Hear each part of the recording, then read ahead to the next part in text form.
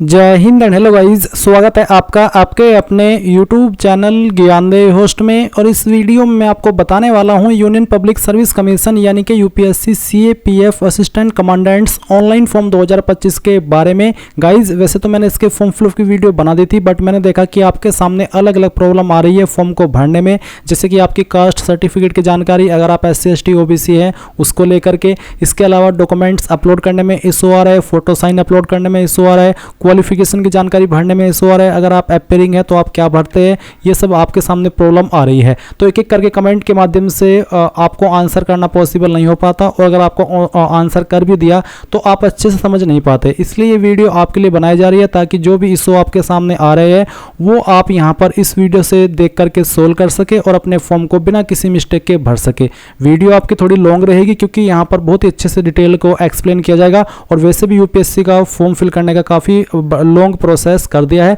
शुरुआत में ही आपसे डिटेल्ड एप्लीकेशन फॉर्म की जानकारी ली जाने लगी है, तो वीडियो को आपको पूरा देखना है। और गाइज अगर आपने अभी तक वीडियो को लाइक शेयर नहीं किया कर दीजिए, और चैनल को जरूर सब्सक्राइब कर लीजिएगा। इसके बाद जो लिंक मैंने वीडियो के डिस्क्रिप्शन में दिया है आप ओपन करिए। ओपन करने के बाद आपके सामने इस भर्ती की जानकारी आएगी, जहां पर जानने को मिलेगा कि इसमें 357 वैकेंसी निकाली गई है। फॉर्म आप लोग इसमें 25 मार्च 2025 तक ही भर पाएंगे, इसलिए आपको ज़्यादा लास्ट डेट नज़दीक आने का वेट नहीं करना है। कौन से डिपार्टमेंट के अंदर कितनी वैकेंसी है वो देख सकते हैं। एज लिमिट दी गई है, बैचलर डिग्री यानी स्ट्रीम कैंडिडेट इसमें अप्लाई कर पाएंगे। साथ ही साथ फिजिकल कंडीशन भी रखी है, यानी कि जो आपके पास मेन क्वालिफिकेशन है वो तो होनी चाहिए, इसके अलावा जो फिजिकल एलिजिबिलिटी है वो भी आपकी होनी चाहिए, जो कि यहाँ पर आपको मेंशन की गई है। तो सभी इन्फॉर्मेशन चेक करने के बाद थोड़ा सा नीचे आएंगे, फिर आप यहाँ पर फोटो एंड साइन को लेकर के वीडियो देखेंगे। अगर आपको फोटो बनाने में कोई इशू आ रहा है मोबाइल से या फिर कंप्यूटर से भी, तो आप एक बार इस वीडियो को वॉच कर लीजिएगा। इसमें मैंने फोटो साइन के बारे में संपूर्ण इन्फॉर्मेशन दी है कि आपको कैसे बनाना है और कैसे उसके ऊपर आपको आपका नाम और साइन जो आपका डेट ऑफ फोटो है वो लिखना है। ये सभी आप इन्फॉर्मेशन चेक करने के बाद इंपॉर्टेंट लिंक के सेक्शन में आएंगे और apply online through OTR link open करेंगे। आपके सामने यूपीएससी की ऑफिशियल वेबसाइट आ जाएगी। अब अगर आपने इस वेबसाइट का इस्तेमाल करके 2024 के अंदर या फिर 2025 में कोई फॉर्म भर लिया है तो आपका इसमें रजिस्ट्रेशन हो रखा है, आप यहाँ पर आपकी रजिस्टर्ड ईमेल आईडी या फिर नंबर इसका इस्तेमाल करके लॉगिन कर लेंगे। एक OTP जाएगा, जो भी आप माध्यम सेलेक्ट करेंगे उसके ऊपर, और जैसे आप वो यहाँ पर डालेंगे तो आप इसमें लॉगिन हो जाएंगे। लॉगिन हो जाने के बाद में वीडियो को स्किप करके आगे का प्रोसेस देख लीजिएगा, लेटेस्ट नोटिफिकेशन पर क्लिक करने के बाद वाला।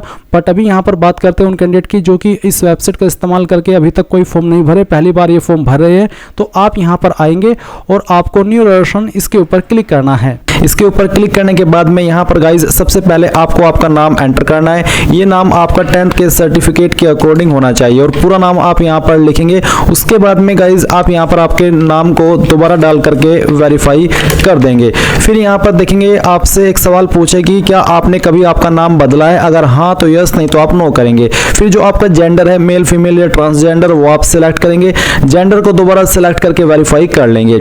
इसके बाद आप यहाँ पर डेट ऑफ बर्थ अपनी सिलेक्ट करेंगे। डेट ऑफ बर्थ भी आपकी 10th के सर्टिफिकेट के अकॉर्डिंग ही होनी चाहिए, तो इस तरह से आप यहाँ पर इसको सिलेक्ट कर लीजिएगा। ये सिलेक्ट करने के बाद में आप देखेंगे वेरीफाई डेट ऑफ बर्थ, तो आपको यहाँ पर date of birth same way में अपनी वेरीफाई कर लेनी है, जैसे कि अभी आपको मैंने वेरीफाई यानी कि फिल करके दिखाई है।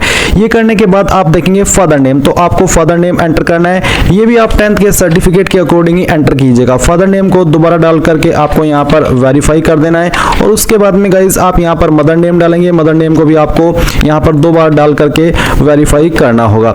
इसके बाद आप देखेंगे माइनॉरिटी स्टेटस, क्या आप माइनॉरिटी कम्युनिटी से आते हैं, अल्पसंख्यक समुदाय से आते हैं, अगर हाँ तो यस, नहीं तो आप नो करेंगे। अगर आप आते हैं और आप यस कर रहे हैं तो फिर आपको बताना कि आपकी माइनॉरिटी कम्युनिटी इनमें से कौन सी है, जो भी है वो आप सिलेक्ट कर लीजिएगा। फिर आप आपका मोबाइल नंबर डालेंगे जो कि आप रजिस्टर करना चाहते हैं। ध्यान दीजिए नंबर आपका बिल्कुल एक्टिव होना चाहिए क्योंकि इसके ऊपर OTP जाता है। फिर आप कोई अन्य फोन नंबर देना चाहते तो अल्टरनेट मोबाइल नंबर के अंदर दे सकते हैं, नहीं तो आप चाहे तो इस ऑप्शन को खाली छोड़ सकते हैं। उसके बाद आप आपकी ईमेल आईडी यहाँ पर डालेंगे। फिर अल्टरनेट ईमेल आईडी के अंदर कोई अन्य ईमेल आईडी देना चाहते तो दे सकते हैं, नहीं तो आप इसको भी खाली छोड़ सकते हैं। फिर आपको यहाँ पर 10th का जो बोर्ड एग्जामिनेशन रोल नंबर है वो बताना होगा, यानी कि 10वीं का रोल नंबर क्या था वो आप यहाँ पर एंटर कर देंगे। फिर गाइज आपसे एक सिक्योरिटी क्वेश्चन पूछा है, तो जो भी सिक्योरिटी क्वेश्चन आप सिलेक्ट करना चाहे बस वो आपको ध्यान रखना है, और उसका एक आंसर आपको आपकी चॉइस के अकॉर्डिंग देना है। ये आपको तब काम आता है जब आप आपका पासवर्ड भूल जाते हैं और आप उसको रिकवर करने की कोशिश करते हैं। तो ऐसे में आपको इसी क्वेश्चन का यही वाला आंसर दे करके अपने पासवर्ड को रीसेट करने का ऑप्शन मिल जाता है। फिर है सिक्योरिटी क्वेश्चन 2, तो आप सेकंड क्वेश्चन क्या रखना चाहते हैं वो आप यहाँ पर सिलेक्ट कर लीजिए और उसका जो आंसर है वो अपनी चॉइस के अकॉर्डिंग यहाँ पर दे दीजिए। देन गाइज आप ये कैप्चा कोड फिल करेंगे, सभी जानकारी चेक करते हुए सबमिट के ऊपर क्लिक करेंगे। सबमिट पर क्लिक करने के बाद में आपने जो भी जानकारी भरी है उन सभी का प्रीव्यू आपके सामने। अगर आपको लगता है कोई जानकारी गलत है तो आप अपडेट चेंज के ऊपर क्लिक करके चेंज कर लीजिए, नहीं तो आप यहाँ पर आई एग्री पर क्लिक करेंगे। आई एग्री के ऊपर क्लिक करने के बाद में आपके नंबर पर भी और आपकी ईमेल पर भी ओटीपी सेंड किया है। आपको यहाँ पर पहले मोबाइल वाला ओटीपी डाल करके वेरीफाई करना है और फिर इसके बाद में आपको यहाँ पर ईमेल वाला ओटीपी, बेसिकली आपको दोनों ओटीपी एक साथ में डालने हैं और फिर वेरीफाई ओटीपी पर क्लिक करना है। अब गाइज आपका रजिस्ट्रेशन कंप्लीट हो चुका है। आप यहाँ पर प्रिंट के आइकन के ऊपर क्लिक करके इसको प्रिंट कर लेंगे। अगर आपके पास प्रिंटर मौजूद नहीं है तो आप इसका स्क्रीनशॉट ले लीजिए, क्योंकि ये जानकारी आपको बाद में काम आने वाली है। अब आपको क्या करना है, आपको यहाँ पर लॉगिन पर क्लिक करना है। लॉगिन पर क्लिक करने के बाद में आप यहाँ पर आपकी या तो ईमेल आईडी देंगे या फिर यहाँ पर जो आपका OTR आईडी आपको मिला है रजिस्ट्रेशन करने के बाद में वो एंटर करेंगे। यानी कि ये आपको सेलेक्ट करना है कि आप ईमेल आईडी के माध्यम से, नंबर के माध्यम से, किस माध्यम से लॉगिन करना चाहते हैं। मैं आपको प्रेफर करूंगा कि आप यहाँ पर मोबाइल नंबर पर क्लिक करें और यहाँ पर आपका नंबर एंटर करें, फिर गेट OTP पर क्लिक करें। इसके बाद आपके नंबर पर OTP जाएगा, वो OTP यहाँ पर डाल करके ये वेरिफिकेशन कोड फिल करते हुए लॉगिन पर क्लिक करना है। लॉगिन करने के बाद में आपके सामने कुछ ऐसा इंटरफेस आएगा। बेसिकली यहाँ पर आपको एक पासवर्ड क्रिएट करना है। आपको यहाँ पर न्यू पासवर्ड में एक पासवर्ड डालना है। पासवर्ड के अंदर आपका इंग्लिश का कैपिटल वर्ड, स्मॉल वर्ड, कोई स्पेशल कैरेक्टर और साथ ही डिजिट रहना चाहिए। इस तरह का आप एग्जांपल ले सकते हैं पासवर्ड के लिए और आपको यहाँ पर ये पासवर्ड दोबारा डाल करके वेरीफाई कर देना है। इसके बाद आप यहाँ पर सभी जानकारी को वेरीफाई करके सबमिट पर क्लिक करेंगे। सबमिट के ऊपर क्लिक करने के बाद में आपका यहाँ पर अकाउंट कंप्लीट हो जाएगा। अब आपके सामने यहाँ पर इस तरह से आपका डैशबोर्ड आ जाएगा, जैसे कि आप वीडियो में देख सकते हैं। यहाँ पर आपको अभी सभी स्टेप में क्रॉस आइकन देखने को मिल रहा है और जैसे ही आप स्टेप कंप्लीट करते जाएंगे तो आपको यहाँ पर राइट चेक देखने को मिलेगा। तो सबसे पहले आप यहाँ पर पर्सनल इन्फॉर्मेशन इसके ऊपर क्लिक करेंगे। इसके ऊपर क्लिक करने के बाद में यहाँ पर गाइज आपकी OTR की प्रोफाइल की जानकारी दी गई है और कुछ जानकारी अभी आपको यहाँ पर इसमें अन्य भरनी है। मैं यहाँ पर आपको अपनी पुरानी इन्फॉर्मेशन से एडिट करके सब इन्फॉर्मेशन एक्सप्लेन कर रहा हूँ। तो सबसे पहले यहाँ पर आता है नेशनलिटी, आप सिटीजन ऑफ इंडिया सेलेक्ट कर लीजिएगा अगर आप इंडियन हैं। उसके बाद में मदर टंग आपकी कौन सी है, इनकी मातृभाषा, वो आपको सेलेक्ट करनी होगी। मैरिटल स्टेटस क्या है, unmarried, married, window, widower, divorcee, जो भी है वो आप यहाँ पर सिलेक्ट कर लीजिएगा। पहले ऑफ बर्थ आपको बताना है इंडिया या फिर आउटसाइड इंडिया। इसके बाद में यहाँ पर आता है पोस्ट ऑफिस, तो जो आपका पोस्ट ऑफिस है वो आपको यहाँ पर लिखना है। आपके सिटी का या फिर टाउन का या फिर विलेज का क्या नाम है वो आप यहाँ पर भर देंगे। फिर यहाँ से आपको आपकी स्टेट सेलेक्ट कर लेनी है और उसके बाद में जो भी आपकी डिस्ट्रिक्ट है वो भी आप सेलेक्ट कर लेंगे। फिर जो आपका पिन कोड है वो आपको यहाँ पर डाल देना है। इसके बाद आती है कम्युनिटी, यानी कि आपकी कास्ट कैटेगरी, तो SC है, ST है, OBC है, जनरल है या फिर AWS है। मान लीजिए आपकी कैटेगरी OBC है तो OBC के सेलेक्ट करने पर आपके सामने एक ऑप्शन आएगा कि क्या आप क्रीमी लेयर से बिलोंग करते हैं। अगर आप करते हैं तो आप यस करिए। यस करने के बाद में यहाँ पर आता है कि candidates belonging to OBCs but coming in the creamy layer and thus not being entitled to OBC reservation will be treated as general community. यानी कि जो कैंडिडेट OBC से है और क्रीमी लेयर में आते हैं उनको यहाँ पर जनरल कम्युनिटी के अंदर काउंट किया जाएगा, उनको रिजर्वेशन के फायदे नहीं मिलेंगे। और मान लीजिए आप यहाँ पर OBC है बट आप क्रीमी लेयर में नहीं आते तो आप नो करेंगे। नो करने के बाद में आपको यहाँ पर आपका कास्ट कैटेगरी सर्टिफिकेट नंबर देना है। अभी जो आप यहाँ पर वीडियो में देख सकते हैं ये एक OBC का कास्ट सर्टिफिकेट है जो कि सेंट्रल गवर्नमेंट का है। ये मैं आपको डेमो के लिए दिखा रहा हूँ। आपका सर्टिफिकेट भी कुछ इसी तरह का रहेगा। अगर आप यहाँ पर अभी लेटेस्ट बनवाई है क्योंकि ये 2023 का है तो मे बी उसका फॉर्मेट आपका थोड़ा अलग हो, पर वो इसी तरह का आपका सर्टिफिकेट रहेगा। अब इसी सर्टिफिकेट से कहाँ पर क्या जानकारी भरनी है वो आप जान लीजिए। तो सर्टिफिकेट नंबर के अंदर जो आपके सामने प्रमाण पत्र क्रमांक आपको सर्टिफिकेट में देखने को मिल रहा है वो प्रमाण पत्र क्रमांक आप सर्टिफिकेट नंबर में डाल दीजिएगा। उसके बाद में designation of issuing countersigning authority, यानी कि कौन सी पोस्ट के अधिकारी ने आपका सर्टिफिकेट जारी किया है, ये कहाँ पर लिखा होता है। ये आप यहाँ पर नीचे सक्षम अधिकारी के बाद में देख सकते हैं। सक्षम अधिकारी के बाद में यहाँ पर लिखा है तहसीलदार, तो आपको देखना है कि सक्षम अधिकारी के बाद में किस पोस्ट के अधिकारी का नाम लिखा है, वही फिर आपको यहाँ पर सेलेक्ट करना होगा। इसमें अलग अलग पोस्ट के अधिकारी इसको जारी करते हैं, तो जिस भी अथॉरिटी ने जारी किया है आपके सर्टिफिकेट को वो आप एक बार चेक करके यहाँ पर सेलेक्ट कर लीजिएगा। तो इसमें मैं तहसीलदार सेलेक्ट कर लेता हूँ, या फिर इसको अन्य भी जारी करते हैं। ये मैं आपको सिर्फ एक्सप्लेन नहीं कर सकता हूँ क्योंकि क्या पता कौन से पोस्ट के अधिकारी ने आपका सर्टिफिकेट जारी किया है, इसलिए आपको वो चेक करके खुद से यहाँ पर उस पोस्ट के अधिकारी उस अधिकारी की पोस्ट आपको सिलेक्ट करनी होगी। फिर आता है state duty of issuing countersigning authority, कौन सी स्टेट ने जारी किया है वो स्टेट आपको पता ही होगी जहाँ से आपने बनवाया है, तो वो सिलेक्ट कर लीजिए। फिर आएगा डेट ऑफ इशू, तो आपको आपके सर्टिफिकेट पर जारी दिनांक के सामने देखने को मिल जाएगा कि किस डेट में आपका सर्टिफिकेट जारी हुआ है, वो डेट आप सेलेक्ट कर लीजिएगा। फिर आएगा full address of issuing counter signing authority, यानी कि जिस अधिकारी ने इसको जारी किया है उसका फुल एड्रेस क्या है। अब इसमें बहुत सारी कैंडिडेट कंफ्यूज होते हैं कि इसमें हम एड्रेस क्या भरे। तो मान लीजिए ये जो आपका सर्टिफिकेट है वो तहसीलदार ने जारी किया है, तो तहसीलदार आपका कहाँ पर बैठता है, जैसे कि मंडल अधिकारी या फिर आपका कचेरी का जो एड्रेस होता है जहाँ पर आपके तहसीलदार बैठते हैं उसका एड्रेस आपको देना होगा। मान लीजिए आपका सर्टिफिकेट जारी किया एसडीएम ने, तो एसडीएम का ऑफिस जहाँ पर है जो भी एड्रेस लगता है वो एड्रेस आपको लिख देना है। अगर डीएम ने जारी किया है तो आपको डीएम का जो एड्रेस है वो लिख देना है। तो बेसिकली कहने का यही मतलब है कि जिस भी पोस्ट के अधिकारी ने आपका सर्टिफिकेट जारी किया है उसका जो एड्रेस लगता है वही एड्रेस आपको लिखना होगा। जैसे कि यहाँ पर इसमें सर्टिफिकेट में लिखा है कि तहसील बदायूं, डिस्ट्रिक्ट बदायूं, उत्तर प्रदेश, तो इसी तरीके से आपको यहाँ पर वो चीज़ लिखनी होगी कि कौन सी पोस्ट के अधिकारी ने जारी किया है और उसका जो एड्रेस है वो कहाँ पर है। तो मैं आपको यही एक्सप्लेन कर सकता हूँ। तो मेरा जो एड्रेस है वो है रामपुर मनिहारन कचेरी, तो मैं इस तरह से ये लिख दूंगा। और आप यहाँ पर चाहे जहाँ से भी आपका सर्टिफिकेट जारी किया है वो एड्रेस लिख रहे हैं उसमें आपको कोई भी इशू नहीं आएगा। इस बात की मैं आपको गारंटी दे सकता हूँ, क्योंकि ये कोई स्पेसिफिक इन्फॉर्मेशन ऐसी नहीं होती है कि इसका बिल्कुल सटीक जवाब होता है, क्योंकि ये आपके अधिकारी के एड्रेस के ऊपर वेरी करता है। तो जो भी आपकी अधिकारी का एड्रेस है जहाँ पर उनका ऑफिस है वही एड्रेस आपको यहाँ पर लिखना होगा। तो यहाँ पर मैंने आपको जो इश्यूइंग अथॉरिटी का एड्रेस है वो इस तरह से फिल करके दिखाया है, आपको भी इसी तरह से आपका जो एड्रेस है यहाँ पर इश्यूइंग अथॉरिटी का वो भरना होगा। फिर आएगा name of the caste tribe community as mentioned in the community certificate, यानी कि आपकी कास्ट कौन सी है, ट्राइब कौन सी है या फिर कम्युनिटी कौन सी है वो आपको यहाँ पर लिखनी है। और ये इन्फॉर्मेशन आपको आपके सर्टिफिकेट में देखने को मिल जाएगी। आपको आपका सर्टिफिकेट पढ़ना है और उसमें जो आपकी कास्ट कैटेगरी या फिर जो भी आपकी ट्राइब है वो लिखी है वो आप यहाँ पर लिख दीजिएगा। जो भी लिखी है वही आपको यहाँ पर लिखनी होगी। उसके बाद में central list with serial number of caste tribe community, तो सेंट्रल लिस्ट में आपका जो कास्ट या फिर ट्राइब है या फिर कम्युनिटी है उसका सीरियल नंबर क्या है वो आपको यहाँ पर इसमें लिखना होगा। और ये जो central list with serial number है ये भी आपको आपके कास्ट कैटेगरी सर्टिफिकेट के अंदर देखने को मिल जाएगा। आपको आपका सर्टिफिकेट पढ़ना है और उसमें जो जानकारी यहाँ पर लिखी गई है कि आपका सीरियल नंबर क्या है कास्ट का या ट्राइब का वो आप यहाँ पर लिख दीजिएगा। या फिर आप इसको सेंट्रल लिस्ट फॉर ओबीसी, ये जो आपको यहाँ पर इस लिंक भी दिया है, आप इस लिंक को ओपन करके इसमें जो आपकी कास्ट है और उसके सामने जो सीरियल नंबर लिखा है वो सीरियल नंबर आप यहाँ पर लिख दीजिएगा। जैसे कि 20वें नंबर पर है, 50वें नंबर पर है, जो भी है वो आप यहाँ पर लिख दीजिएगा। फिर उसके बाद में यहाँ पर आपसे पूछा है कि क्या आप विकलांग है, अगर हाँ तो आप यस करिएगा, नहीं तो आपको नो करना है। फिर फोटो आइडेंटिटी कार्ड में आप यहाँ पर कोई एक आईडी सेलेक्ट कर लेंगे, इनमें से कोई एक आईडी आपके पास सेलेक्ट होनी चाहिए। जो भी आईडी आप सेलेक्ट कर रहे हैं वो आपको यहाँ पर फिर उसका जो नंबर है वो देना होगा।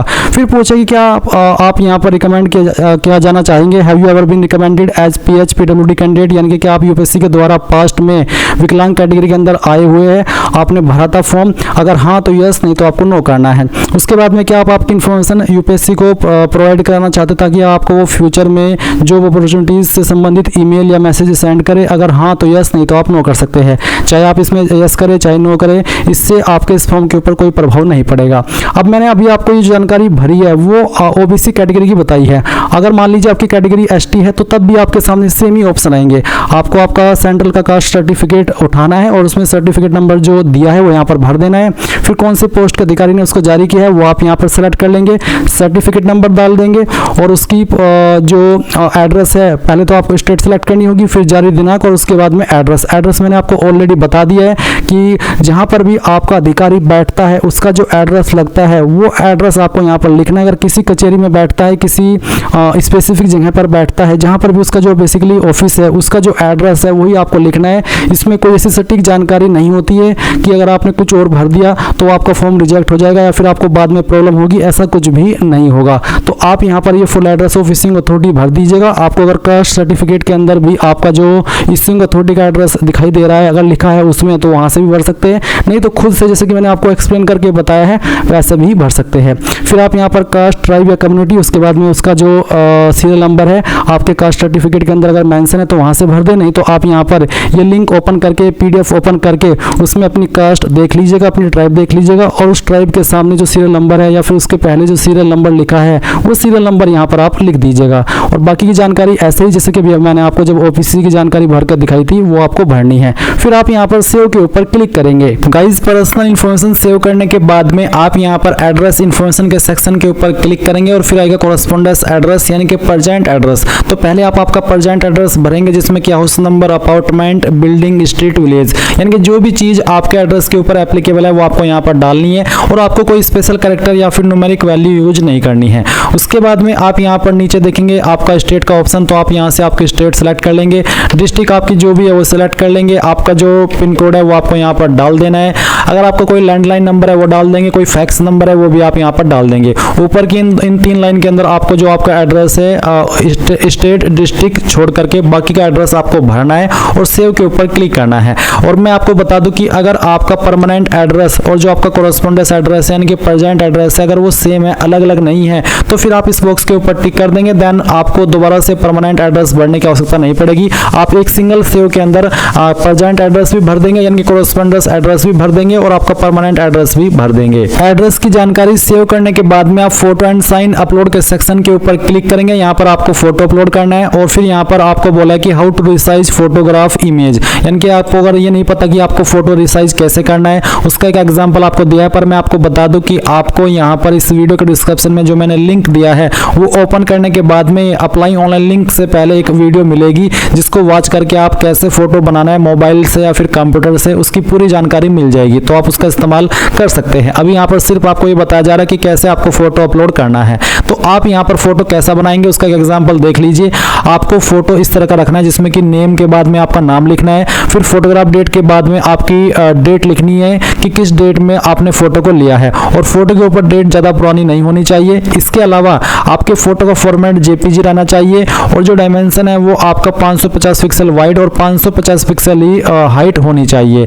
इसके अलावा जो आपका साइज है फोटो का वो 20 से 300 KB के बीच में रहना चाहिए और जो इस एक्सेप्ट नहीं होंगे फोटोज वो आपको यहाँ पर बताए हैं। तो आप चूज फाइल के ऊपर क्लिक करेंगे और जहाँ पर भी फोटो फाइल है वो आपको सिलेक्ट करनी है।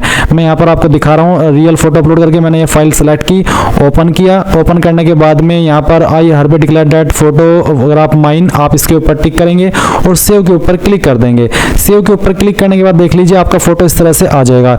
ऐसा ही आपको बोला है फोटो अपलोड करने के लिए। इसके बाद आप सिग्नेचर के सेक्शन के ऊपर क्लिक करेंगे। सिग्नेचर के सेक्शन के ऊपर क्लिक करने के बाद बोला है कि 350 × 350 आपका जो सिग्नेचर का डायमेंशन है वो रहना चाहिए। एंड यहाँ पर आप क्या करेंगे, चूज फाइल के ऊपर क्लिक करेंगे और जहाँ पर भी आपका साइन है वो आपको सिलेक्ट कर लेना है। तो चलिए मैं यहाँ पर सिलेक्ट कर लेता हूँ साइन। मैंने साइन सेलेक्ट किया, ओपन किया, यहाँ पर टिक किया, उसके बाद में सेव के ऊपर क्लिक करता हूँ तो आप देखेंगे कि यहाँ पर जो साइन है वो आ चुका है। और आप यहाँ पर अब क्या करेंगे, आपको इसमें एजुकेशनल इन्फॉर्मेशन सेक्शन इसके ऊपर क्लिक करना है। अब आप देखेंगे पहले आपसे मैट्रिकुलेशन यानी कि 10वीं की इन्फॉर्मेशन ली जा रही है, तो आपको यहाँ पर क्लास, डिवीजन, ग्रेड के अंदर बताना है कि आपकी क्लास या फिर डिवीजन क्या थी। जिनके 60+ % होते हैं वो फर्स्ट क्लास फर्स्ट डिवीजन के अंदर आते हैं और जिनके 45 से लेकर के 59 के बीच में रहते हैं परसेंटेज उनको यहाँ पर सेकंड क्लास के अंदर रखा जाता है और जिनके 33 से लेकर के 45 के बीच में होते हैं वो थर्ड क्लास के अंदर आते हैं या फिर पास क्लास के अंदर आते हैं। इसके बाद आता है परसेंटेज ऑफ मार्क्स, आपकी परसेंटेज कितनी है। अगर आपके नंबर CGPA के अंदर है तो आप यहाँ पर अपना CGPA स्कोर भरेंगे, पहले CGPA स्कोर बताएंगे और फिर कितने में से आपको CGPA आया है वो आप यहाँ पर CGPA आउट ऑफ में लिखेंगे। पर मेरे नंबर परसेंटेज में है इसलिए मैं यहाँ पर परसेंटेज भर दे रहा हूँ, फिर मुझे CGPA स्कोर भरने की कोई आवश्यकता नहीं है। इसके बाद गाइज आप बताएंगे कि किस साल के अंदर आपने जो ये आपकी क्वालिफिकेशन है वो पास की है। इसके बाद फिर आएगा सब्जेक्ट्स, तो सब्जेक्ट्स आपके पास क्या क्या थे। आपको यहाँ पर कोई स्पेशल कैरेक्टर लगाने की आवश्यकता नहीं है, सिंपली एक एक करके जो भी आपके पास 10वीं के अंदर सब्जेक्ट थे वो एंटर कर देने हैं, चाहे वो 5 सब्जेक्ट थे चाहे फिर वो 6 सब्जेक्ट थे। तो एक एक करके सभी सब्जेक्ट का आप नाम लिख दीजिएगा। फिर आता है name of school, college, institute, तो आपने कहाँ से आपका 10वीं जो है वो किया है उसका नाम आपको यहाँ पर एंटर करना है। ये एंटर करने के बाद में आपको बताना कि आपने कौन से बोर्ड के द्वारा आपके 10वीं की पास किया, उस बोर्ड का नाम आप यहाँ पर लिख देंगे और सेव के ऊपर क्लिक करेंगे। गाइज सेव के ऊपर क्लिक करने के बाद 10वीं की जानकारी सेव होगी और अब आपको यहाँ पर इंटरमीडिएट यानी कि 12th की जानकारी देखने को मिलेगी। आप इस वाले सेक्शन पर क्लिक करेंगे और यहाँ पर बताएंगे कि आपने अभी कर रहे हैं या फिर आप कंप्लीट कर चुके हैं। अगर कंप्लीट कर चुके हैं तो कंप्लीट सेलेक्ट कर लेंगे। उसके बाद में यहाँ पर सेम वे में आप जानकारी भरेंगे जैसे कि अभी आपने आपकी 10वीं की जानकारी भरी है जिसमें कि आपको क्लास डिवीजन बतानी है, आपके जो परसेंटेज है 12वीं के वो बताने हैं, नहीं तो आप CGPA स्कोर भी भर सकते हैं अगर CGPA के अंदर नंबर है, और उसके बाद में बताना कि किस साल के अंदर आपने आपकी जो 12वीं है वो पास की है। इसके बाद सब्जेक्ट आपके पास क्या क्या थे वो सब्जेक्ट के नाम आप यहाँ पर इसमें एंटर कर दीजिएगा। सभी सब्जेक्ट के नाम आपको लिखने होंगे एंड फिर सेम वे में आपको आपके स्कूल कॉलेज का नाम बताना है और आपका जो बोर्ड था, जिस बोर्ड से आपने आपकी जो 12वीं है वो की है या फिर कर रहे हैं, और उसके बाद आप सेव के ऊपर क्लिक करेंगे। अब गाइज यहाँ पर आपने आपकी 10वीं और 12वीं की इन्फॉर्मेशन तो भर दी है। इसके बाद में आपको आपकी मेन क्वालिफिकेशन इसमें फिल करनी है, जिसके माध्यम से आप लोग UPSC CAPF AC पोस्ट पर अप्लाई करने के लिए एलिजिबल हो रहे हैं, जो कि है आपकी ग्रेजुएशन। तो आप यहाँ पर ग्रेजुएशन के सेक्शन पर क्लिक करेंगे। मेरी जो OTR की इन्फॉर्मेशन है पहले से भरी हुई है, इसलिए मैं यहाँ पर इसी जानकारी को एडिट करके आपको बताने वाला हूँ कि कैसे आपको भरनी है। तो अगर आप इसमें अभी फर्स्ट टाइम रजिस्ट्रेशन कर रहे हैं तो आप यहाँ पर ग्रेजुएशन के सेक्शन पर आएंगे और अपनी क्वालिफिकेशन की जानकारी भरेंगे। सबसे पहले आपको आपका स्ट्रीम सेलेक्ट करना होगा कि आपकी ग्रेजुएशन कौन से स्ट्रीम में है, जैसे कि मेडिकल लाइन में है, इंजीनियरिंग में है, साइंस में है, humanity, commerce and accountant and economic management, law या फिर अन्य। तो जो भी है वो आप यहाँ पर सेलेक्ट कर लीजिएगा। जैसे कि एग्जाम्पल के लिए चलिए मैं यहाँ पर मेडिकल सेलेक्ट कर लिया हूँ। उसके बाद में यहाँ पर आता है आपका other stream at graduation level. तो अगर आप यहाँ पर अदर सेलेक्ट करते हैं तो फिर आपको आपका जो अदर स्ट्रीम है ग्रेजुएशन लेवल का वो बताना होगा। पर अगर आपने यहाँ पर इनमें से कोई एक लाइन सेलेक्ट कर ली है तो फिर आप यहाँ पर जो उसका ग्रेजुएशन डिग्री है उस लाइन के अंदर वो आप यहाँ पर सेलेक्ट कर लेंगे। जैसे कि चलिए मैं इंजीनियरिंग सेलेक्ट कर लेता हूँ। तो यहाँ पर मैंने इसमें इंजीनियरिंग सेलेक्ट किया तो मेरे सामने यहाँ पर ये सभी कोर्सेज आ रहे हैं। तो अगर आपका कोर्स इसमें है तो वो सेलेक्ट कर ले, नहीं तो आप यहाँ पर अदर के ऊपर क्लिक करके खुद से भी आपकी ग्रेजुएशन डिग्री का जो कोर्स है वो यहाँ पर लिख सकते हैं। अगर मैं यहाँ पर मेडिकल सेलेक्ट करता हूँ तो फिर यहाँ पर मेडिकल से रिलेटेड जो कोर्स है वो आपको देखने को मिलेंगे। अगर आपका कोर्स आता है तो सेलेक्ट कर ले, नहीं तो आप अदर के ऊपर क्लिक करके अपना जो कोर्स है वो खुद से एंटर कर सकते हैं। तो चलिए हम यहाँ पर इसको सेलेक्ट कर लेते हैं। अब ये सेलेक्ट करने के बाद में आता है क्लास, डिवीजन, ग्रेड। तो आपकी डिवीजन या फिर आपकी क्लास क्या थी। जिनके 60+ % होते हो फर्स्ट क्लास के अंदर या फर्स्ट डिवीजन के अंदर आते हैं। आपको यहाँ पर ये भी बोला है कि एग्जाम्पल फर्स्ट और सेकंड और थर्ड फिल नॉट एप्लीकेबल। अगर आपकी क्वालिफिकेशन के ऊपर ये चीज़ एप्लीकेबल नहीं हो रही है तो आप यहाँ पर नॉट एप्लीकेबल भी लिख सकते हैं। इसके बाद आप यहाँ पर आपकी परसेंटेज जो मार्क्स भरेंगे। अगर आपके नंबर CGPA के अंदर है तो आप परसेंटेज वाला सेक्शन खाली छोड़ करके आपका CGPA स्कोर डालिए और कितने में से आपको वो स्कोर आया है वो आप CGPA आउट ऑफ में भरिएगा। अगर आप परसेंटेज में नंबर दे रहे हैं तो फिर आप CGPA स्कोर और CGPA आउट ऑफ खाली छोड़ दीजिएगा। फिर किस साल के अंदर आपने क्वालिफिकेशन पास की है वो साल आप यहाँ पर लिखेंगे। आपका सब्जेक्ट क्या था, जो आपने कोर्स सेलेक्ट किया है उसके अंदर आपके सब्जेक्ट क्या क्या थे। अगर आपकी क्वालिफिकेशन के ऊपर सब्जेक्ट एप्लीकेबल हो रहे हैं तो आप यहाँ पर लिख दीजिएगा सब्जेक्ट्स के नाम एक एक करके। और मैंने डेमो के लिए भरा है, आप आपके रियल सब्जेक्ट के नाम यहाँ पर भरिएगा। उसके बाद में आता है name of school, college, institute. तो कहाँ से आपने किया है उस स्कूल, कॉलेज, इंस्टीट्यूट का नाम आपको यहाँ पर एंटर करना है। जहाँ से भी किया है उसी का नाम आप यहाँ पर एंटर कर दीजिएगा।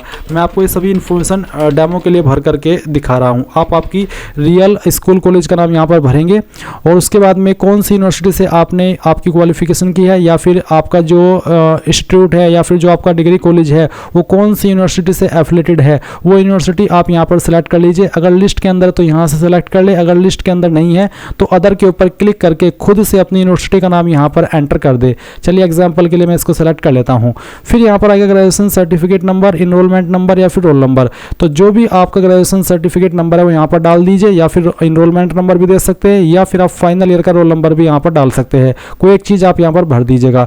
कौन सी डेट में आपका सर्टिफिकेट या फिर आपका इनरोलमेंट जो सर्टिफिकेट है वो या फिर आपका एडमिट कार्ड इशू हुआ है वो डेट आपको सेलेक्ट करनी है। इसके बाद डेजिग्नेशन ऑफ इशूइंग अथॉरिटी, किस अथॉरिटी ने आपका सर्टिफिकेट जारी किया है। अगर आप यहाँ पर सर्टिफिकेट की इन्फॉर्मेशन भर रहे हैं तो आपका जो सर्टिफिकेट है वो किसने जारी किया है, आपको आपका सर्टिफिकेट चेक करना है। जनरली ये आपका प्रिंसिपल या फिर जो आपके कॉलेज के डीन होते हैं उनके द्वारा जारी होता है, तो आपको उनकी पोस्ट का नाम यहाँ पर लिखना होता है। और उसके बाद में full address of issuing authority, तो जिस डीन ने जारी किया उसका फुल एड्रेस क्या है। बेसिकली अगर आपका सर्टिफिकेट यूनिवर्सिटी ने जारी किया है तो आप यहाँ पर यूनिवर्सिटी का फुल एड्रेस डाल दीजिएगा। उसके बाद में आपसे पूछे कि do you have any basic educational qualification और higher qualification obtained from a foreign institute, यानी कि आपके पास कोई बेसिक क्वालिफिकेशन या हायर क्वालिफिकेशन है जो कि आपने फॉरेन इंस्टीट्यूट से प्राप्त की हो। अगर हाँ तो यस, नहीं तो आप नो करेंगे और उसके बाद आप सेव के ऊपर क्लिक करके इसको सेव कर देंगे। ये जानकारी आपकी सेव हो जाएगी। अब अगर आपके पास पोस्ट ग्रेजुएशन की क्वालिफिकेशन भी है तो आप यहाँ पर पोस्ट ग्रेजुएशन के सेक्शन पर क्लिक करेंगे और इसकी जानकारी भी सेम वे में भर देंगे जैसे कि अभी आपने ग्रेजुएशन की भरी है।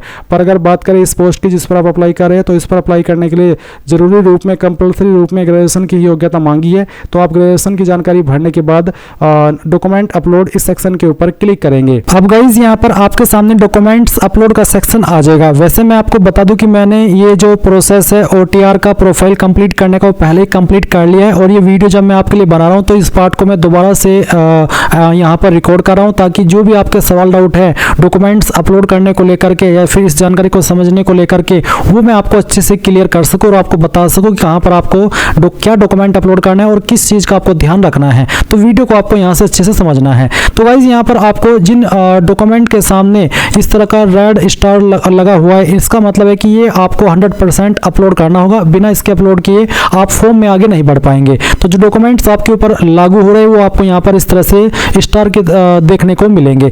तो पहले आता है मैट्रिकुलेशन सर्टिफिकेट, जिसमें कि आपका 10वीं का सर्टिफिकेट भी अपलोड कर सकते हैं। अगर वो नहीं है तो आप यहाँ पर स्कूल लिविंग सर्टिफिकेट भी अपलोड कर सकते हैं, क्योंकि ये आपके डेट ऑफ बर्थ के प्रमाण के रूप में आपसे लिया जा रहा है। जो आप यहाँ पर अपलोड करेंगे ये आपको PDF फॉर्मेट में अपलोड करना है। अब मान लीजिए आपका सर्टिफिकेट इमेज में है या फिर जो आपने स्कैन करके रखा हुआ इमेज में है, तो आप उसको PDF में कैसे कन्वर्ट करेंगे? इसके लिए गाइज आपको गूगल के अंदर आना है और सर्च करना है इमेज टू PDF। ये आपने सर्च किया, सर्च करने पर पहले वाली वेबसाइट आ जाएगी। अब आप इसको ओपन कर लेंगे और जो आपने आपके सर्टिफिकेट का इमेज लिया हुआ है, आपने फोटो लिया है, इसको स्कैन किया हुआ है, वो फाइल आपको यहाँ पर सिलेक्ट करनी है। मैं डेमो के लिए आपको यहाँ पर ये सिलेक्ट करके दिखा रहा हूँ। मैं इस फाइल को सिलेक्ट करता हूँ, ओपन करता हूँ, इस तरह से आपकी फाइल आएगी। अगर आप मल्टीपल फोटो एक PDF के अंदर ऐड करना चाहते हैं, यानी कि आपके पास 2-3 फोटो है आपकी मार्कशीट के या सर्टिफिकेट के, तो आप उनको यहाँ पर 2-3 को एक साथ में सिलेक्ट कर सकते हैं और फिर कन्वर्ट टू PDF इसके ऊपर क्लिक करेंगे। आपकी फाइल यहाँ पर आ जाएगी। डाउनलोड PDF जैसे आप कर देंगे तो ये फाइल आपके मोबाइल या कंप्यूटर के अंदर ऑटोमेटिकली डाउनलोड हो जाएगी। अब उसके बाद आप यहाँ पर आएंगे, चूज फाइल के ऊपर क्लिक करेंगे और जो फाइल अभी आपने कन्वर्ट किया PDF के अंदर वो सिलेक्ट कर लेंगे, ओपन करेंगे और यहाँ पर जो आपकी फाइल है वो इस तरह से अपलोड हो जाएगी। आप इसके व्यू के ऊपर क्लिक करके इसको व्यू भी कर सकते हैं। फिर आता है ग्रेजुएशन पास सर्टिफिकेट या फिर मार्कशीट और इक्विवेलेंट एजुकेशनल क्वालिफिकेशन। तो बेसिकली यहाँ पर आप इसमें जब अप्लाई कर रहे हैं तो आप ग्रेजुएशन के क्वालिफिकेशन के माध्यम से अप्लाई कर रहे हैं, तो आपको यहाँ पर आपके ग्रेजुएशन का सर्टिफिकेट अपलोड करना है या फिर आप यहाँ पर मार्कशीट भी अपलोड कर सकते हैं। अगर आप यहाँ पर मार्कशीट और सर्टिफिकेट सभी देना चाहते हैं तो आप वो भी दे सकते हैं। जैसे कि मैंने अभी आपको यहाँ पर बताया कि आपको गूगल के अंदर सर्च करना है इमेज टू PDF। तो मान लीजिए आपकी जो मार्कशीट के फोटो है वो 3-4 है, तो आप यहाँ पर इमेज टू PDF के ऊपर क्लिक कीजिएगा, ये वेबसाइट ओपन कीजिएगा, सिलेक्ट JPG इमेज के ऊपर क्लिक करके, क्योंकि आपकी यहाँ पर मल्टीपल इमेज है आपकी मार्कशीट के, तो वो आप यहाँ पर क्या करेंगे, सभी को सिलेक्ट कर लेंगे। जैसे कि मैं आपको यहाँ पर इस तरह सिलेक्ट करके दिखा रहा हूँ, मल्टीपल फाइल मैंने सिलेक्ट कर ली, ये मैं डेमो के लिए आपको बता रहा हूँ। और फिर मैं ओपन करता हूँ, इस तरह से आपकी सभी आ जाएगी। आप यहाँ पर ऊपर की तरफ आपकी मार्कशीट कर लीजिएगा और लास्ट में आपको आपका सर्टिफिकेट सिलेक्ट कर लेना है। अगर आप अपेयरिंग है तो फिर आप सर्टिफिकेट नहीं, जो आपकी मार्कशीट अवेलेबल है वही आप यहाँ पर सिलेक्ट करेंगे and then convert to PDF करेंगे। ये फाइल आपकी सिंगल PDF के अंदर बन जाएगी। अगर 1 MB से ज़्यादा साइज हो जाए तो आप उसको रिड्यूस कर लीजिएगा बिना क्वालिटी लूज किए। तो ये जैसी फाइल आपकी अवेलेबल हो जाएगी तो आप यहाँ पर चूज फाइल के ऊपर क्लिक करेंगे, डाउनलोड के सेक्शन में आएंगे और वो फाइल सेलेक्ट करके यहाँ से ओपन कर देंगे, ये फाइल भी आपकी आ जाएगी। इसी प्रकार से आप यहाँ पर फोटो ID अपलोड करेंगे, जिसमें कि आप Aadhaar card, voter ID, PAN card, यानी कि इनमें से कोई भी ID को अपलोड कर सकते हैं और इसको भी आपको PDF फॉर्मेट में ही अपलोड करना है। फिर अगर आप SC ST OBC NCL या फिर EWS कैटेगरी कैंडिडेट है तो आपको आपका कास्ट सर्टिफिकेट यहाँ पर अपलोड करना है सेम वे में PDF फॉर्मेट में, जैसे कि मैंने आपको बताया। अगर आप यहाँ पर एज रिलैक्सेशन में सपोर्ट चाहते हैं, क्लेम कर रहे हैं, तो आप उसका सर्टिफिकेट अपलोड करेंगे।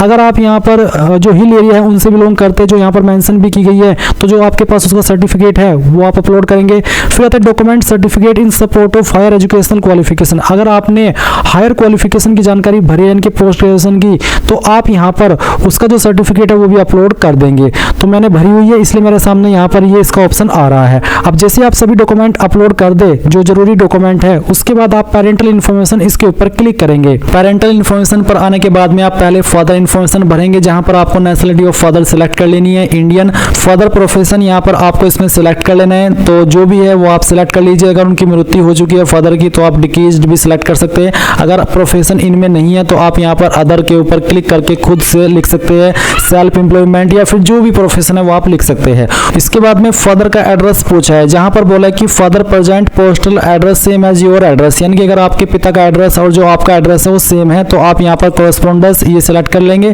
और देखेंगे कि जो एड्रेस आपने अपना भरा था वही एड्रेस यहाँ पर आ चुका है। पर अगर वो अलग है तो आप रिसेट एड्रेस के ऊपर क्लिक करके खुद से अपने फादर का एड्रेस यहाँ पर भर सकते हैं। फिर यहाँ पर नीचे की तरफ आप आएंगे, देखेंगे if your father is in service indicate the post held by him, if retired indicate last post held by him, यानी कि अगर आपके पिताजी सर्विस के अंदर है तो आपको यहाँ पर वो कौन सी पोस्ट के ऊपर अभी काम कर रहे हैं वो आपको बताना है, और अगर वो रिटायर हो चुके हैं तो फिर अब वो कौन सी लास्ट पोस्ट पर थे उसका नाम आपको देना है। पर अगर वो नहीं है अभी जॉब के अंदर तो फिर आप यहाँ पर नॉट एप्लीकेबल इस तरह से लिख देंगे। और annual income of your father, अगर आपके फादर डिकीज यानी कि उनकी मृत्यु हो चुकी है तो आप यहाँ पर 0 लिखेंगे, नहीं तो आपकी फादर की एनुअल इनकम क्या है वो आपको यहाँ पर एंटर कर देनी है इस तरह से। फिर state to which your father originally belong, कौन सी स्टेट के आपके फादर स्थायी निवासी है वो स्टेट सेलेक्ट कर लेनी है, और फिर कौन सी स्टेट से वो ओरिजिनली बिलोंग करते हैं, सॉरी स्टेट से नहीं बल्कि डिस्ट्रिक्ट से, वो आपको सेलेक्ट करनी है और उसके बाद आप सेव के ऊपर क्लिक कर देंगे। इसके बाद गाइज आप यहाँ पर मदर इन्फॉर्मेशन के सेक्शन के ऊपर आएंगे और सेम वे में आपको मदर की इन्फॉर्मेशन भी भरनी है। तो नेशनलिटी सेलेक्ट कर लेंगे, फिर मदर का प्रोफेशन सेलेक्ट कर लेंगे जो भी है,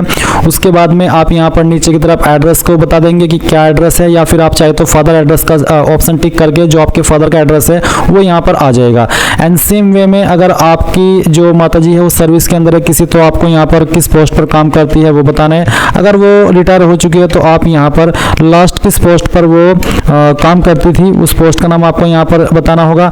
एनुअल इनकम क्या है वो आपको यहाँ पर एंटर कर देनी है। उसके बाद में आप यहाँ पर जो स्टेट है आपकी माताजी की जहाँ से वो ओरिजिनली बिलोंग करते हैं वो बतानी है, और फिर आपकी माताजी की डिस्ट्रिक्ट, एंड देन सेव के ऊपर क्लिक करके जानकारी भी आपकी सेव हो जाएगी। अब आप यहाँ पर क्या करेंगे, आपको एम्प्लॉयमेंट इन्फॉर्मेशन सेक्शन के ऊपर क्लिक करना है। यहाँ पर पूछा है योर प्रेजेंट एम्प्लॉयमेंट, अगर आप यहाँ पर इनमें से किसी स्टेट डिपार्टमेंट के अंदर एम्प्लॉयड है जैसे कि central, state, PSU, private, other, तो आप बता दीजिए। अगर आप अभी नॉट एम्प्लॉयड है तो नॉट एम्प्लॉयड के ऊपर क्लिक करेंगे। फिर आपसे पूछे कि क्या कभी आपने जॉब की है, एम्प्लॉयड रहे हैं, अगर हाँ तो यस, यस करने के बाद मैं आपको बताना कि गवर्नमेंट पब्लिक एंटरप्राइज, अगर हाँ तो यस, नहीं तो अगर यस तो फिर बताएंगे इफ गवर्नमेंट सर्विस, तो आपको इंटीमेशन शुरुआती डेट बताने की कब आपने जॉब ज्वाइन की थी, अगर नो तो आप नो कर सकते हैं। पर अगर आप कभी एम्प्लॉयड हुए नहीं है अभी तक तो आप नो कर दीजिएगा सिंपली। फिर पूछे कि have you ever been self employed, क्या आपने कभी सेल्फ एम्प्लॉयड यानी कि खुद से कोई काम करा है, अगर हाँ तो यस, नहीं तो आप यहाँ पर नो भी कर सकते हैं। उसके बाद आप सेव कर देंगे, ये जानकारी आपकी यहाँ पर सेव हो जाएगी। फिर आएगा यूपीएससी एग्जामिनेशन इन्फॉर्मेशन, तो आप यहाँ पर इसके ऊपर क्लिक करेंगे। इसके ऊपर क्लिक करने के बाद पूछेगी क्या कभी आप यूपीएससी के एग्जाम से निकाले गए हो, ब्लैक लिस्ट किए गए हो, अगर हाँ तो यस, नहीं तो आप नो कर देंगे। क्या कभी आप यूपीएससी एग्जामिनेशन के अंदर प्रीवियस किसी ईयर के अंदर अपियर हुए हैं किसी भी एग्जाम में, अगर हाँ तो यस, नहीं तो आप नो करेंगे। Have you ever accepted allocation to a service post on the basis of civil service examination held in earlier year, यानी कि जो एलोकेशन होती है या फिर पोस्ट है वो आपको सिविल सर्विस एग्जाम के माध्यम के आधार पर पहले कभी किसी ईयर में मिली है, अगर नहीं तो आप पहली बार ये फॉर्म भर रहे हैं तो आप यहाँ पर नो कर दीजिए। उसके बाद में सेव के ऊपर क्लिक कर दीजिए। इसके बाद ये जानकारी भी आपके सेव होगी। अब आता है achievement, prizes, medals and others, तो आप इसके ऊपर क्लिक करेंगे। यहाँ पर है particulars at the university, state, in national level in respect of following, तो अगर आपको कोई प्राइज मिला है, मेडल मिला है, स्कॉलरशिप मिली है तो आप यहाँ पर बताएंगे। स्पोर्ट्स रिलेटेड या एनसीसी रिलेटेड जानकारी इसमें भरेंगे। Position of destruction leadership held in school college अगर कोई मिली है तो आप बताएंगे, यहाँ पर लिख देंगे। अदर एक्स्ट्रा करिकुलर एक्टिविटीज में या इंटरेस्ट में आपकी जो हॉबीज है वो आप यहाँ पर बता देंगे। उसके बाद एक सवाल है कि वेदर योर फैमिली ओन्स और possess any of the following asset, 5 एकड़ ऑफ एग्रीकल्चर लैंड या फिर उससे ज़्यादा, रेसिडेंटल फ्लैट 1000 स्क्वायर फीट या उससे ज़्यादा, residential plot 100 square yards and above in notified municipalities, residential plot of 200 square yards and above in area other than notified municipalities. अगर आपके पास इनमें से कोई एक चीज़ भी है तो आप यस करिए, अगर नहीं है तो आप नो कर दीजिए। यस करने पर भी कोई अतिरिक्त ऑप्शन नहीं आ रहा है। इसके बाद लैंग्वेज इंक्लूडिंग इंडियन लैंग्वेज, तो आपको यहाँ पर लैंग्वेज की जानकारी देनी है। पहले आप बताएंगे यहाँ पर लैंग्वेज, उसके बाद में आपको जैसे कि इसमें है रीड ओनली, स्पीक ओनली, तो मैं यहाँ पर इसमें भी हिंदी कर लेता हूँ, स्पीक ओनली। फिर रीड एंड स्पीक, तो रीड एंड स्पीक मैं यहाँ पर हिंदी कर सकता हूँ। उसके बाद रीड, राइट एंड स्पीक, तो ये भी मैं कर सकता हूँ। एग्जामिनेशन पास, तो अगर आपने कोई एग्जाम पास किया है तो आप यहाँ पर बता दीजिए। जैसे कि मैंने 10वीं हिंदी के अंदर पढ़ी है और उसमें एग्जाम भी पास किया, तो मैं ऐड के ऊपर क्लिक करता हूँ। ऐड के ऊपर क्लिक करने के बाद में यहाँ पर जानकारी आ चुकी है। रीड भी कर सकता हूँ, बोल भी सकता हूँ। इसी तरह से आप यहाँ पर जो आपको सेकंड लैंग्वेज आती है वो सेकंड लैंग्वेज भी आप सिलेक्ट कर लीजिएगा। यहाँ पर सिर्फ इंडियन लैंग्वेज है, कोई अन्य लैंग्वेज नहीं है, यानी कि इंग्लिश का ऑप्शन इसमें नहीं है। तो आप यहाँ पर कोई अन्य लैंग्वेज जो कि इंडियन ही हो वो आपको आती है तो सेम वे में आप बता देंगे और फिर सेव के ऊपर क्लिक कर देंगे। सेव के ऊपर क्लिक करने के बाद गाइज आप यहाँ पर देखेंगे कि जो आपकी OTR प्रोफाइल की इंफॉर्मेशन है वो आपकी कंप्लीट हो चुकी है। अगर आप यहाँ पर ग्रीन चेक देख पा रहे हैं तो इसका मतलब है कि आपके सभी फील्ड भरे जा चुके हैं और आपने सभी जानकारी भर ली है। अभी आपको इसमें अप्लाई करना है, मेन अप्लाई अब आपका शुरू होगा। ये आपने अभी तक आपकी प्रोफाइल कंप्लीट की है तो आप अप्लाई करने के लिए यहाँ पर लेटेस्ट नोटिफिकेशन इसके ऊपर क्लिक करेंगे। लेटेस्ट नोटिफिकेशन के ऊपर क्लिक करने के बाद यहाँ पर आप नीचे की तरफ देखेंगे central arm police force assistant commandants examination 2025। तो आपको क्या करना है, आप यहाँ पर अपडेट एडिट OTR, यानी कि अगर आप अपनी OTR की इन्फॉर्मेशन अपडेट या एडिट करना चाहते तो आप इसके ऊपर क्लिक करके कर लीजिए। पर अगर आपको लगता है कि हाँ मेरी सभी जानकारी सही है तो आप यहाँ पर क्लिक हियर फॉर पार्ट 1 इसके ऊपर क्लिक करेंगे। आपके सामने इंस्ट्रक्शंस आएंगे, आप इनको यस कर देंगे। यस करने के बाद यहाँ से ओके करेंगे। आप इस तरह से अगर सभी पर ग्रीन चेक देख रहे हैं इसका मतलब ये सभी जानकारी आपने भर ली है। आप यहाँ पर view print the profile summary के ऊपर क्लिक करके इसको व्यू भी कर सकते हैं। फिर आप यहाँ पर टिक करेंगे और उसके बाद आई एग्री इसके ऊपर क्लिक करेंगे। इसके बाद यहाँ पर नीचे की तरफ आएंगे और फिर आपको क्लिक हियर फॉर पार्ट 2 इसके ऊपर क्लिक करना है। इसके बाद गाइज यहाँ पर आपके सामने इस तरह से इन्फॉर्मेशन आएगी। अभी आप यहाँ पर कुछ जानकारी अपनी भरेंगे। इसमें कुछ जानकारी आपकी भरी हुई है जो कि अभी आपने OTR के अंदर भरी थी। अभी आप यहाँ पर सिलेक्ट करेंगे सिलेक्ट योर एजुकेशनल क्वालिफिकेशन के सेक्शन में आपकी qualification already passed the degree और equivalent examination appearing have appeared at the final year degree और इक्विवेलेंट, यानी कि अगर आप फाइनल ईयर के अंदर है तो सेकंड वाला ऑप्शन सेलेक्ट करेंगे। अगर ऑलरेडी पास कर चुके तो आप पहले वाला ऑप्शन सेलेक्ट कर लेंगे। फिर आपके एड्रेस की इन्फॉर्मेशन दी गई है, ये वेरीफाई करते हुए कंटिन्यू के ऊपर आप क्लिक कर देंगे। अभी आता है क्लेमिंग एज रिलैक्सेशन, यानी कि आयु सीमा में छूट का दावा अगर आप करते हैं। अगर आप SC ST OBC है और आप ओवर एज हो चुके हैं और आप छूट चाहते हैं तो आप यहाँ पर यस करेंगे। और अगर आप SC ST OBC है और ओवर एज नहीं हुए हैं तो आप इसमें नो कर दीजिए कि हमें छूट नहीं चाहिए और उसके बाद आप कंटिन्यू इसके ऊपर क्लिक करेंगे। फिर गाइज यहाँ पर आपकी फोटो आइडेंटिटी इन्फॉर्मेशन दी गई है जो कि आपने भरी थी, ये आप चेक कर लेंगे। नीचे की तरफ आएंगे तो पूछा कि पेपर 2 के निबंध भाग के लिए परीक्षा का माध्यम आप क्या रखना चाहते हैं, इंग्लिश या फिर हिंदी। जो भी रखना चाहते हो ये आप सिलेक्ट कर लीजिए। अगर आप एक्स सर्विसमैन है तो आप इसमें यस करेंगे, नहीं तो आप नो ही रहने देंगे। फिर पूछा है कि क्या आप सहायक कमांडेंट के पद हेतु किसी पिछली परीक्षा में अंतिम रूप से चयनित अनुशंसित हुए हैं। अगर आप ऐसे कैंडिडेट है तो यस करिए, नहीं तो आपको नो करना है और उसके बाद कंटिन्यू के ऊपर क्लिक कर दीजिए। अब आपके सामने आपके फॉर्म का फाइनल प्रीव्यू आएगा जो अभी तक आपने भरी उस इन्फॉर्मेशन का। अभी इसके बाद भी और इन्फॉर्मेशन आपको भरनी होगी। अगर आपको कोई जानकारी गलत लग रही है तो आप अपडेट के ऊपर क्लिक करके इसको सही कर लीजिएगा, नहीं तो आप यहाँ पर इसमें आई एग्री इसके ऊपर क्लिक करेंगे। इसके बाद गाइज आपके सामने कुछ ऐसा इंटरफेस आएगा। बेसिकली यहाँ पर जो कैंडिडेट इस फॉर्म को जनरल OBC से भर रहे हैं पहले उनको पेमेंट के लिए जाना होगा। जब वो अपनी एप्लीकेशन फीस जमा कर देंगे तो उनके सामने ये वाला इंटरफेस आएगा। और क्योंकि SC ST and all category female के लिए कोई फीस नहीं है इसलिए उनके सामने यहाँ पर ये वाला इंटरफेस आ चुका है। तो आप यहाँ पर प्रिंट स्लिप के ऊपर क्लिक करके इसको प्रिंट कर लीजिए या फिर इसका स्क्रीनशॉट ले लीजिए क्योंकि ये महत्वपूर्ण जानकारी है। अब इसके बाद आप click here for DF CAPF part 3 इसके ऊपर क्लिक कीजिएगा। देन आपके सामने कुछ इस तरह का इंटरफेस आएगा। कुछ सवाल पूछे जैसे कि वेदर फादर अलाइव डिकीज्ड, यानी कि क्या आपके पिताजी अलाइव है या फिर डिकीज्ड। अगर अलाइव है तो अलाइव और डिकीज्ड है तो डिकीज्ड के ऊपर टिक करेंगे। इसी प्रकार से क्या आपकी माताजी जिंदा है या फिर उनकी मृत्यु हो गई है। जिंदा है तो अलाइव और अगर मृत्यु हो चुकी है तो आप डिकीज्ड के ऊपर क्लिक करेंगे। Do you possess the prescribed educational qualification vide rule 6 of the rules of the examination, यानी कि जो अप्लाई करने के लिए इस पोस्ट पर क्वालिफिकेशन मांगी है क्या वो आपके पास है तो आप इसमें यस कर दीजिए। फिर क्या आपके पास NCC B या फिर C सर्टिफिकेट है, अगर है तो यस, नहीं तो आप नो करेंगे। क्या आप एक्स सर्विसमैन है, अगर हाँ तो यस, नहीं तो आप नो करेंगे। इसके बाद सवाल है कि have you ever accepted allocation to a service post on the basis of CAPF AC examination held in earlier year, क्या आपने कभी एक्सेप्ट किया है एलोकेशन CAPF के बेस पर, अगर हाँ तो यस, नहीं तो आपको नो करना है। इसके बाद are you a civilian central government servant, क्या आप एक सिविलियन सेंट्रल गवर्नमेंट सर्वेंट है, अगर हाँ तो यस, नहीं तो यहाँ पर भी नो करना है। Do you have any sports achievement, क्या आपकी कोई स्पोर्ट्स अचीवमेंट है, आपने पार्टिसिपेशन किया है किसी स्पोर्ट्स में, अगर हाँ तो यस, नहीं तो आप नो करेंगे। इसके बाद सेव एंड कंटिन्यू के ऊपर क्लिक कर दीजिए। अभी यहाँ पर आप किस डिपार्टमेंट को किस नंबर पर प्रेफरेंस देना चाहते हैं वो आपको सिलेक्ट कर लेना है। तो चलिए मैं यहाँ पर इसको 1 नंबर पर देना चाहता हूँ, इसको 2 पर, फिर इसको 3, इसको 5 और इसको 4। इस तरह से आप आपकी चॉइस के अकॉर्डिंग प्रेफरेंस दे दीजिएगा और फिर आप सेव एंड कंटिन्यू इसके ऊपर क्लिक कीजिएगा। आपके सामने डिक्लेरेशन आएगा, आप प्रीव्यू एप्लीकेशन के ऊपर क्लिक करके जो भी जानकारी आपने भरी है वो एक बार फिर से चेक कर सकते हैं। जब आपको लगे कि सभी जानकारी सही है तब आप यहाँ पर यस कीजिए और उसके बाद पार्ट 3 फाइनल सबमिट इसके ऊपर क्लिक कर दीजिए। अब देख लीजिए आपका फॉर्म यहाँ पर फाइनल सबमिट हो चुका है। बेसिकली बस एक स्टेप बाकी है। आप यहाँ पर central selection and agreeing to declaration इसके ऊपर क्लिक करेंगे। किस लोकेशन पर आप आपका प्री एग्जाम सेंटर चाहते हैं इनमें से वो लोकेशन सेलेक्ट कर लीजिए। यहाँ पर I have read the declaration and agree इसके ऊपर क्लिक कीजिए और अभी आप देखेंगे कि आपका फॉर्म फाइनल सबमिट हो चुका है। आप यहाँ पर इसमें अपने फॉर्म को फाइनल प्रिंट आउट लेने के लिए एप्लीकेशन स्टेटस के सेक्शन में आकर के अपने फॉर्म का फाइनल प्रिंट आउट ले सकते हैं। आप देख लीजिए, आप यहाँ पर DAF CAPF क्लिक हियर इसके ऊपर जैसे क्लिक करेंगे तो आपके सामने इस तरह से आपका फॉर्म आएगा। आप डाउनलोड के आइकन के ऊपर क्लिक करके आपका जो फॉर्म का PDF वो डाउनलोड कर लीजिएगा। इस तरह से गाइज आप लोग UPSC CAPF ACES online form 2025 भरेंगे। आई होप ये प्रोसेस पसंद आया होगा आपको। And thanks for watching. जय हिंद।